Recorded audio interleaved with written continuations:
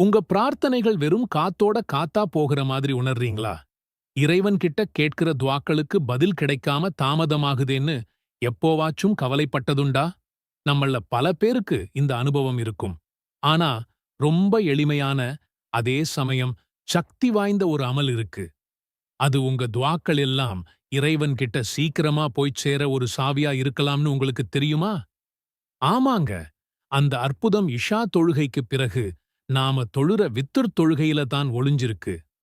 இன்னைக்கு நாம ரொம்ப முக்கியமான ஒரு விஷயத்தை பத்தி பேசப் போறோம். அதுதான் வித்ர் தொழுகை. இந்த தொழுகை வெறும் ஒரு சுன்னத்தான வணக்கம்னு மட்டும் நினைச்சிடாதீங்க.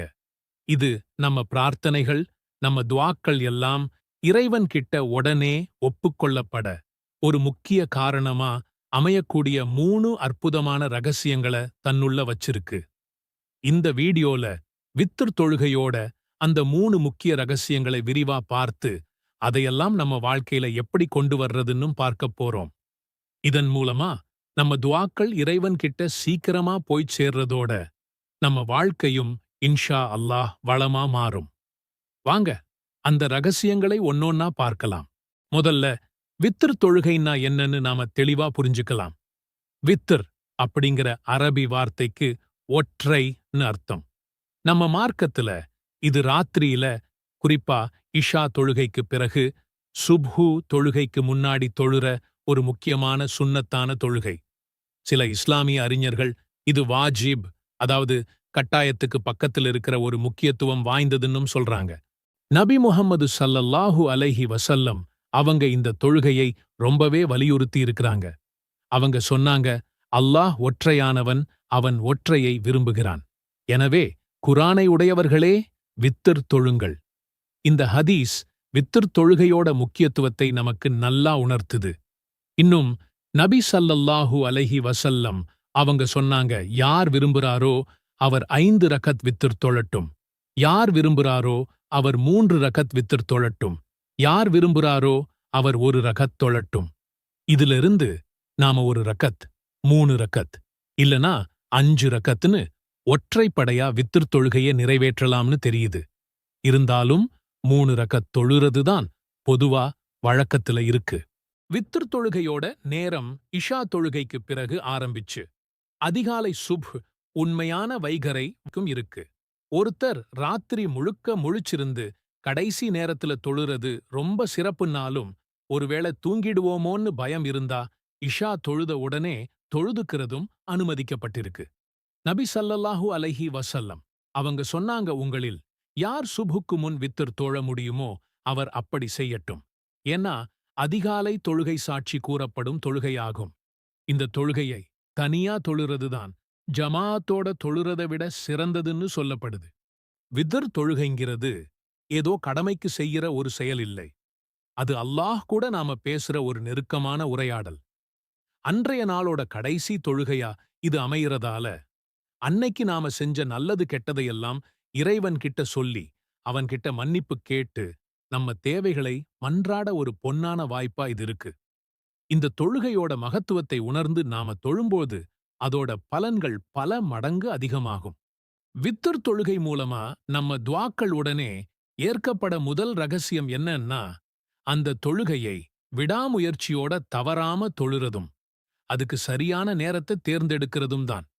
எந்த ஒரு நல்ல செயலையும் நாம தொடர்ந்து செய்யும்போதுதான் அதோட முழு பலனையும் அடைய முடியும். வித்ர் தொழுகையும் அப்படித்தான். ஏதோ ஒரு நாள் தொழுதுட்டு மத்த நாள்ல விட்டுட்டா அதோட தாக்கம் குறைஞ்சிடும். நபி ஸல்லல்லாஹு அலைஹி வஸல்லம் அவங்க சொன்னாங்க, அல்லாஹ்வுக்கு மிகவும் விருப்பமான அமல் குறைவா இருந்தாலும் நிரந்தரமா செய்யப்படுற அமல்தான். அதனால தினமும் வித்ர் தொழுறத ஒரு பழக்கமா மாத்திக்கிறது ரொம்ப முக்கியம். வித்ர் தொழுகை மூலமா நம்ம துஆக்கள் உடனே ஏற்கப்பட இரண்டாவது மிக முக்கியமான ரகசியம், வித்ர் தொழுகையோட 3வது ரக்கத்துல ஓதப்படுற குனூத் துஆவோட மகத்தான சக்திதான். குனூத் அப்படிங்கிற வார்த்தைக்கு பணிவு, கீழ்ப்படிதல், பிரார்த்தனைன்னு பல அர்த்தங்கள் இருக்கு. இந்த துஆ வித்ர் தொழுகையோட ஒரு ஸ்பெஷலான அம்சம். இது மத்த தொழுகைகள்ல பொதுவா இருக்காது. வித்ர் தொழுகை மூலமா நம்ம துஆக்கள் உடனே ஏற்கப்பட மூன்றாவது, ஆனா ரொம்ப அடிப்படையான ரகசியம், தொழுகையின் போது நம்ம உள்ளத்தோட ஒருமுகப்பாடும் முழுமையான தூய எண்ணமாகும்.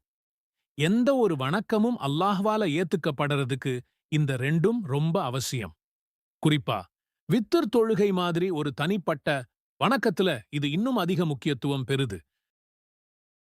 வித்தர் தொழுகைங்கிறது அன்றைய நாளோட கடைசி தொழுகை. ஒரு நாள் முழுக்க நாம செஞ்ச நல்ல கெட்ட காரியங்களை எண்ணிப் பார்த்து அல்லாஹ் கிட்ட பாவ மன்னிப்பு கேட்கவும் அவனோட அருளுக்கு நன்றி சொல்லவும் இது ஒரு அருமையான வாய்ப்பு. இந்த உணர்வோட தொழும்போது நம்ம மனசுல ஒருவிதமான மென்மையும் பணிவும் ஏற்படும். இந்த நிலையில நாம கேட்கிற துவாக்கள் ரொம்ப சக்தி வாய்ந்ததா இருக்கும். நம் வாழ்க்கை இவ்வுலகில் ஒரு சிறிய பயணம் மட்டுமே. இந்த பயணத்தில் தினமும் சிறிய செயல்களை செய்து நம் இறையச்சத்தையும் பாக்கியத்தையும் அதிகரிக்கலாம். இன்று நாம் அனைவரும் தினமும் செய்யக்கூடிய சிறந்த 10 அமல்களை பார்ப்போம். காலையில் எழுந்தவுடன் அல்லாஹ்வை நினைத்து திக்ரும் துஆவும் செய்யுங்கள். இதுவே நம்முடைய நாளை பாக்கியமாக்கும் சிறந்த தொடக்கமாகும். தொழுகையை அதன் நேரத்தில் நிறைவேற்றுவது நபி ஸல்லல்லாஹு அலைஹி வஸல்லம் அவர்கள் சொல்லிய சிறந்த அமல். நேரம் தவறாமல் தொழுதால் அல்லாஹ்விடம் நெருக்கம் பெறலாம் இன்ஷா அல்லாஹ். தினமும் பலமுறை அஸ்தஃப்ருல்லாஹ் என்று சொல்லுங்கள். இது பாவங்களை அழிக்கும். அல்லாஹ்விடம் பாவ மன்னிப்பு கேளுங்கள். அவன் பால் திரும்புங்கள். நான் ஒரு நாளைக்கு 100 தடவை பாவ மன்னிப்பு கேட்கின்றேன் என்று நபி ஸல்லல்லாஹு அலைஹி வஸல்லம் அவர்கள் கூறினார்கள். நல்ல வார்த்தை பேசுதல், வழி சுத்தம் செய்தல், இவையெல்லாம் சிறந்த அமல்களாகும். நாம் அற்பமாக கருதப்படக்கூடிய சிறிய அமல்களை அணு அளவு செய்தாலும் அதற்கு அல்லாஹ் நன்மையை வாரி வாரி வழங்குகிறான். சிறிய அமலாக இருந்தாலும் அற்பமாக கருதாமல் அதற்கும் நமக்கு நன்மை உண்டு. ஒரு மனிதன் பாதையில் நடந்து சென்றபோது முற்கிளையைக் கண்டு அதை எடுத்து அகற்றிப் போட்டார். அவரின் இந்த நல்ல செயலை அல்லாஹ் ஏற்றுக்கொண்டு அவருக்கு பாவ மன்னிப்பு அளிக்கின்றான் என்று நபி ஸல்லல்லாஹு அலைஹி வஸல்லம் அவர்கள் கூறினார்கள். பெற்றோரிடம், சகோதரர்களிடம், குடும்பத்துடன் கருணையுடன் நடந்து கொள்வது அல்லாஹ்விற்கு பிடித்த ஒன்றாகும். வழியில் நாம் சந்திக்கும் ஒரு முஸ்லிமை பார்த்து நல்ல எண்ணத்துடன் புன்னகைத்தால் அதற்கும் நன்மை கிடைக்கும் என்று இஸ்லாம் கூறுகின்றது. இப்படிப்பட்ட ஓர் அருமையான மார்க்கத்தில் இருக்கும் நாம் அதன் சிறப்பைப் பற்றி தெரியாமல் இருக்கின்றோம்.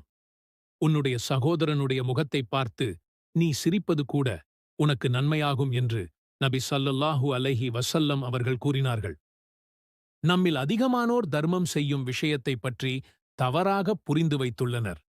அதாவது அதிகமான பொருளைத்தான் தர்மம் செய்ய வேண்டும் என்று நினைக்கிறார்கள். அப்படியல்ல. தூய்மையான சம்பாத்தியத்தில் தூய்மையான எண்ணத்துடன் நம்மால் முடிந்ததை தர்மம் செய்தாலும் அதற்கு இறைவனிடம் கூலி உண்டு. நமக்கு அது அற்பமாகத் தெரிந்தாலும் இறைவனிடம் அது மிகப்பெரியதாக இருக்கும். யார் முறையான சம்பாத்தியத்தில் ஒரு பேரீச்சம் பழத்தின் மதிப்புக்கு தர்மம் செய்தாரோ அல்லாஹ் பரிசுத்தமானவற்றைத் தவிர வேறெதையும் ஏற்றுக்கொள்வதில்லை. அதை நிச்சயமாக அல்லாஹ் தன்னுடைய வலது கரத்தால் ஏற்று பிறகு நீங்கள் உங்களின் குதிரைக் குட்டியை வளர்ப்பது போன்று அதன் நன்மையை மலை போல் உயரும் அளவுக்கு வளர்த்து விடுவான் என்று நபி ஸல்லல்லாஹு அலைஹி வஸல்லம் அவர்கள் கூறினார்கள். மற்றவருக்காக நாம் துஆ செய்தால் அதற்காக அதிக நன்மைகள் கிடைக்கின்றன. எத்தனையோ பேர் நம்மிடம் துஆ செய்யும்படி சொல்லியிருப்பார்கள். அதை நாம் அலட்சியப்படுத்தாமல் நம்முடைய வாழ்வில் செயல்படுத்த வேண்டும். ஒரு மனிதன் தன்னுடைய சகோதரனுக்காக மறைவில் துஆ செய்தால் உனக்கும் அவ்வாறே ஏற்படட்டும் என்று வானவர்கள் அவருக்காக வேண்டுவார்கள் என்று நபி ஸல்லல்லாஹு அலைஹி வஸல்லம் அவர்கள் கூறினார்கள். தேவையற்ற பேச்சுக்களைப் பேசாமல் நல்ல வார்த்தைகளைப் பேசுவதால் அதிக நன்மையை அடைய முடியும். நல்ல வார்த்தை பேசுவது தர்மமாகும் என்று நபி ஸல்லல்லாஹு அலைஹி வஸல்லம் அவர்கள் கூறினார்கள். பேரீச்சம் பழத்தின் கீற்றைக் கொண்டாவது நீங்கள் நரகத்தை விட்டு தப்பிக்க நினையுங்கள். இல்லையென்றால் நல்ல வார்த்தையின் மூலம் நரகத்தை விட்டு தப்பியுங்கள் என்று நபி ஸல்லல்லாஹு அலைஹி வஸல்லம் அவர்கள் கூறினார்கள். தினமும் குறைந்தது சில ஆயத்துகள் படிக்கவும். ஒவ்வொரு எழுத்துக்கும் பல மடங்கு நன்மைகள் உண்டு. அல்லாஹுவுக்கு 99 பல பெயர்கள் உள்ளன. அந்த பெயர்களை யார் மனனம் செய்கிறார்களோ அந்த மனிதனுக்கு சொர்க்கம் நிச்சயம் என்று அல்லாஹ் கூறுகிறான். பெயரை மனப்பாடம் செய்வதற்கு கஷ்டம் கிடையாது.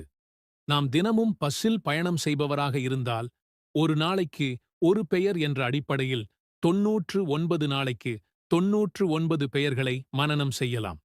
அல்லாஹ்வின் தூதர் நபி ஸல்லல்லாஹு அலைஹி வஸல்லம் அவர்கள் கூறினார்கள், அல்லாஹ்வுக்கு 100இல் 1 போக 99 திருப்பெயர்கள் உள்ளன. அவற்றை அறிந்து அதன் மீது நம்பிக்கை வைத்து அதை நினைவில் கொள்பவர் சொர்க்கத்தில் நுழைவார்.